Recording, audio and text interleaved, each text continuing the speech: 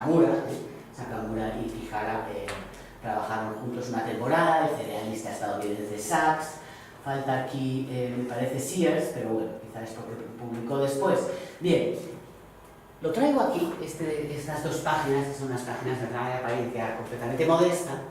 Uno, recuperamos la figura de Ramón Blanco como experto en plantas cultivadas, un experto que se había formado en la planta cultivada maíz, ¿no? con Cruz Gallego y en la misión biológica de Galicia, pero cuya trayectoria como experto no terminó ahí. Él se trasladó a Cataluña en 1927, escribe este libro que recoge toda la historia del trigo como planta cultivada y que muestra que estaban completamente al día, que estaban participando de la producción de conocimiento en ese momento.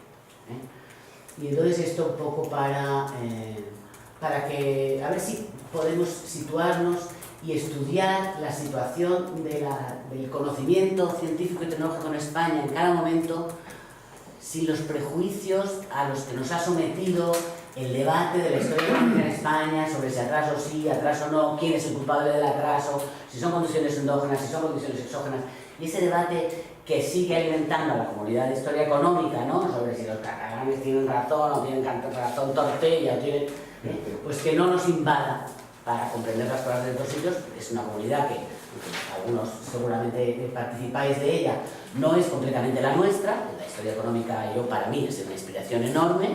Yo he leído con fascinación a todos ellos y me han enseñado muchas cosas, y las figuras de Prado de la Escosura y todo eso, pero claro, ellos están cautivos de una serie de parámetros que precisamente, cuya historia estamos precisamente intentando dilucidar.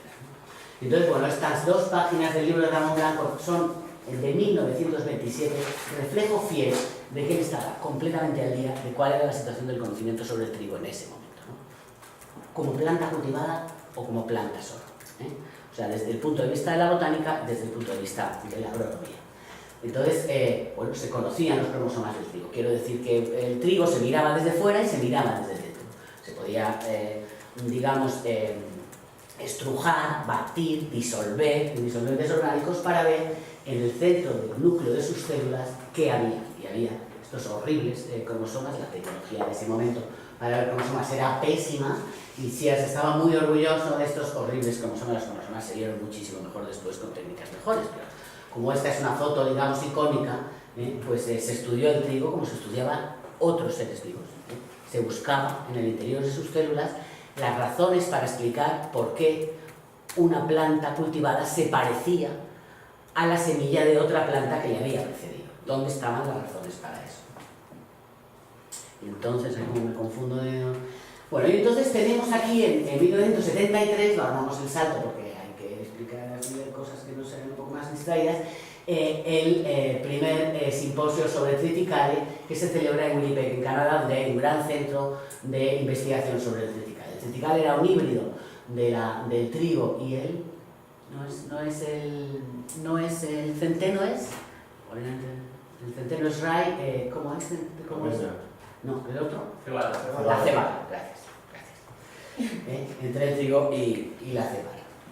Se celebra en 1973. Y en el centro de esta foto está este ingeniero español, Enrique Sánchez Monje, que había participado y se había convertido en una autoridad durante la dictadura en agronomía de las plantas cultivadas. La autoridad de Sánchez Monje, de dónde procede y cómo se construye, ¿no? Bueno, pues Sánchez Monje se había doctorado en ingeniero agrónomo y cuando regresó a Zaragoza, que era donde había nacido, se encontró con Ramón Esteruelas, que era un ingeniero agrónomo también, que consiguió, seguramente por negociaciones que no están claras en qué términos se establecieron, consiguió el apoyo de la Caja de Ahorros para crear una estación experimental agronómica en Zaragoza, la estación Auladey, que se sumó al Consejo Superior de Investigaciones Científicas. Entonces, Ramón Esteruelas le propuso a Sánchez Monje que fuera a formarse como citogenetista a Svalov. Svalov es un centro de experimentación botánica histórico, sueco, que ha tenido muy cercano a la Universidad de Lund, que ha tenido una influencia enorme en el desarrollo agrícola sueco, porque no solamente era un centro experimental, sino que también consiguió crear una empresa que comercializaba las semillas que ellos cultivaban allí para ver si podían adaptarse o no al clima y al suelo sueco. Entonces en estos invernaderos preciosos de Svalbard, cuyas fotos están conservadas por la familia de Sánchez Monge en el álbum familiar, inspirado en estos invernaderos, se crearon los invernaderos de la estación Aula a las afueras de Zaragoza, al otro lado de la carretera, de una granja agrícola que se había utilizado durante mucho tiempo para formar agricultores. La creación de Aula Day enfrente de una granja agrícola histórica nos hace formularnos muchas preguntas, ¿no? La principal, desde mi punto de vista, es, creo, la relación jerárquica que se establece en el campo entre la agronomía y la agricultura. Es una relación jerárquica que al intentar hacer científica la práctica de la agricultura desdeña las destrezas agrícolas de quien está en la granja o en el campo, cultivando plantas o criando ganado. Entonces, esta historia de la agricultura en debate permanente con autoridades tecnológicas, sean estas las del tractor o las de la obtención de semillas más o menos eficientes, es la historia de la agricultura que yo creo que nos interesa. No podemos hablar solamente, por eso también el trabajo de Lino sobre el arroz es tan interesante, es decir, estamos haciendo lo que Olmsted y Roth nos dijeron que había que hacer, es decir, vamos a mirar a las semillas y no tanto a los tractores, que de los tractores es más obvio, y ya lo había estudiado también de manera muy bonita Deborah Fitzgerald en sus libros, ¿no? Every Farm a Factory, se llama ese libro precioso, ¿no? Que dice, vamos a hacer productivas nuestras granjas, chicos, les dijo a los estadounidenses, ¿no? Y ahí tenemos el latifundio estadounidense de la América profunda, ¿no? Que está en todas las grandes novelas que ganan los Pulitzer periódicamente, así que lo conocemos bastante bien, aunque solo sea por la ficción, ¿no? Bueno, pues así se desarrolla Aula Day, en esos espacios inspirados en la estación agronómica de Svalbard,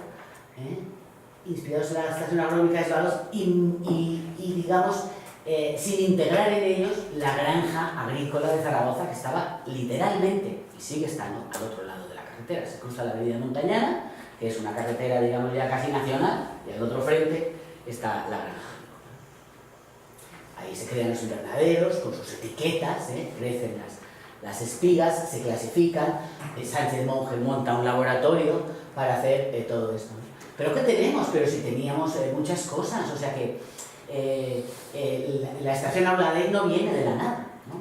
La estación Aula Day viene pues, de que se crearon estaciones agronómicas y granjas experimentales en España, y esto es solamente un trabajo de Cartañá muy sencillo y de muy pocas pretensiones en el que hace este estudio, pero en el trabajo de Lorenzo hay cosas posteriores, ¿no? Donde se ve el número de granjas agrícolas que había en España y cómo se fueron creando, muchas veces ignorando el conocimiento agrícola, cuando hay que recordar el conocimiento agrícola cotidiano, digamos, ¿no? El de los agricultores y los ganaderos y los granjeros.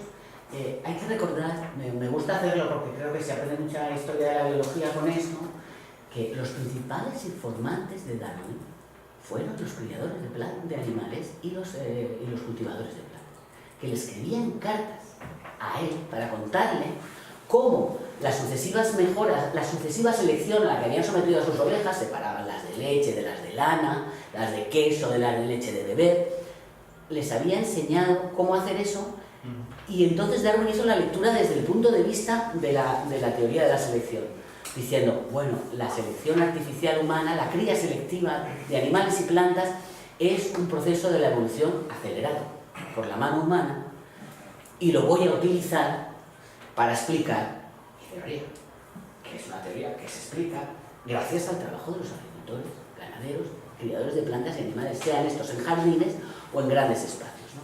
O sea que lo que quiero decir con esto es que lo que el conocimiento biológico y hasta agronómico, me atrevería a decir, debe a la práctica de la agricultura, al trabajo aparentemente poco científico, poco educado del agricultor y de la agricultora, ya sabéis que las mujeres participan en la agricultura, lo que debe está muy poco reconocido en la historia de las ciencias, ¿no? Y en la historia de la biología y de la biomedicina. Hay muchísimos más episodios.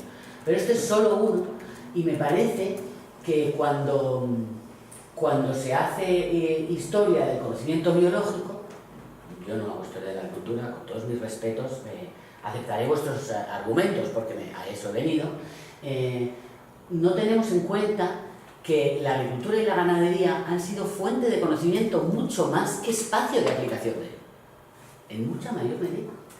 Y desde luego en la historia de plazo largo, la historia del trigo, por ejemplo, pues es precioso, como hablan del trigo, no solo Darwin, de Candolle, Vavilov, Darlington, los grandes biólogos del 19 que están observando el mundo natural y clasificándolo, están mirando las plantas cultivadas, ¿no? Y la pregunta preciosa que se hace Vavilov, ¿de dónde viene el trigo? Porque él se toma en serio la evolución y dice, ¿dónde está el trigo silvestre? Y sube a las montañas, literalmente, a buscarlo, ¿no?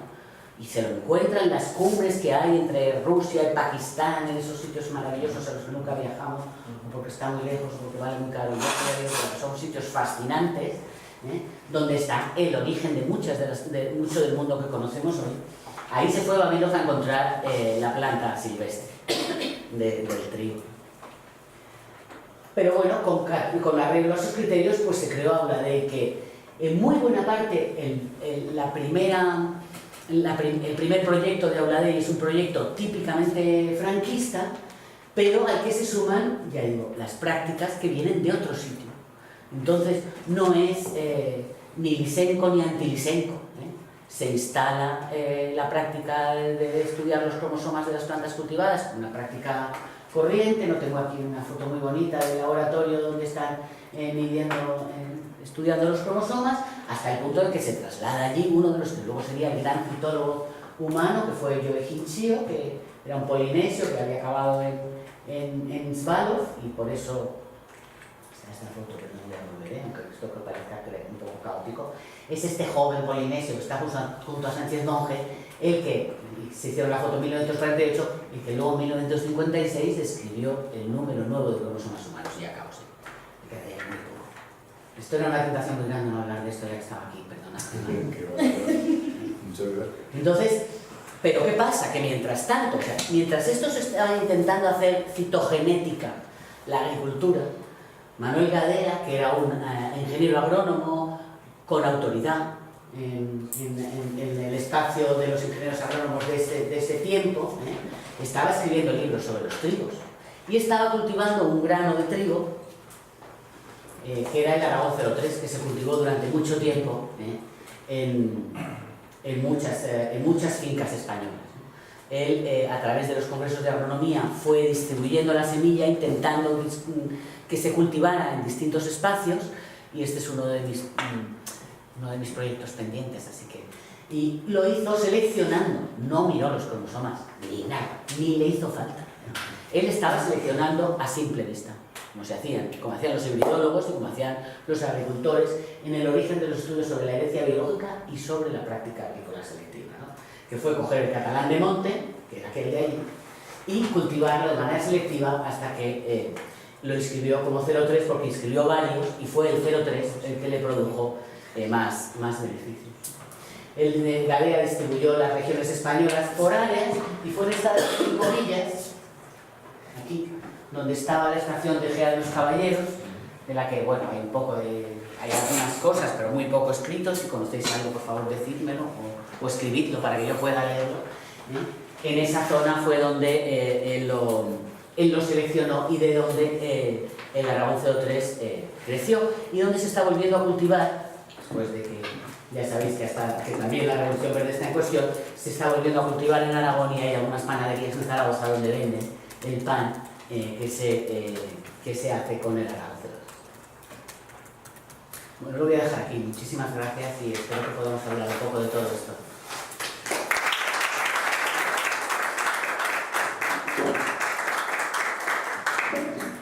Vamos a hablar, pero antes, si os parece, bajamos a tomar un café. Fenomenal. Lo necesitamos y luego continuamos. Nada, en 20 minutos.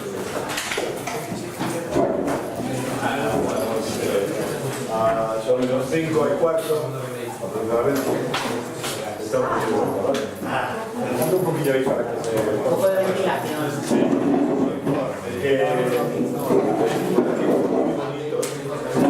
Pero pueden dejar aquí, digo que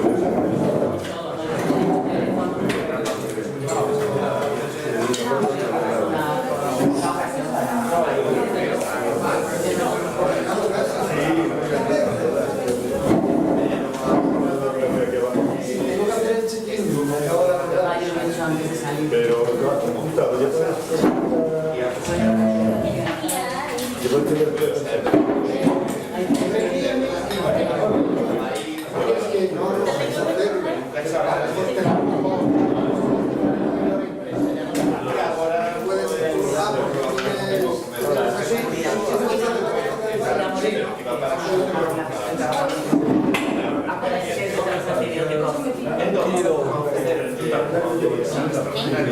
¿Eh?